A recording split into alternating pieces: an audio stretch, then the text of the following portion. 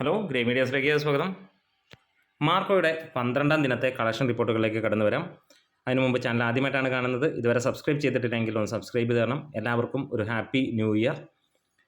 ഇന്ന് 12-ാം ദിനം 773 ഷോകളാണ് സിനിമയുടെ ഇതുവരെ ട്രാക്ക് ചെയ്തിരിക്കുന്നത്. അതായത് 10 മണി വരെയുള്ള കണക്കുകളിൽ പറയുന്ന കാര്യങ്ങളാണ്.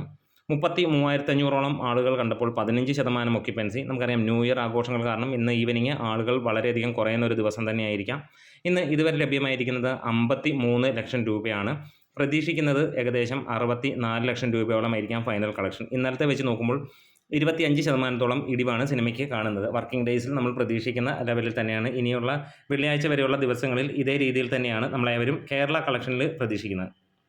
ട്രാക്കേഴ്സ് മുഖാന്തരം മാത്രം 29,52 ലക്ഷം രൂപയാണ് ഇതുവരെയുള്ള കളക്ഷൻ വന്നത്. അതായത് സിനിമ 38-39 കോടിയിലേക്ക് ഗ്രോസ് എത്തിയതായി കേരള ഗ്രോസ് എത്തിയിട്ടുണ്ട്. അതായത് കേരളത്തിൽ ഒരു സക്സസ്സിലേക്ക് സിനിമ എത്തിയിരിക്കുന്നു, അല്ലെങ്കിൽ ബ്രേക്ക് ഈവൻ കഴിഞ്ഞ് വലിയ രീതിയിലേക്ക് പോകുന്നു.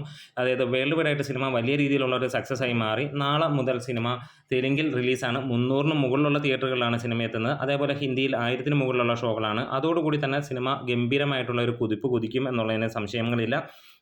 തെലുങ്കിൽ ആളി കത്തിക്കഴിഞ്ഞാൽ പിന്നെ ഒന്നും തന്നെ പറയാനില്ല, അമ്മാതിരി സംഭവമായിരിക്കും എന്ന് നമുക്കറിയാം. അതുപോലെ തമിഴിൽ സിനിമ ജനുവരി 3-ന് റിലീസ് ചെയ്യുന്നു.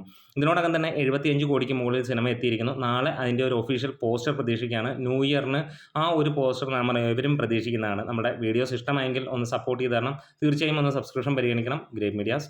Happy new year.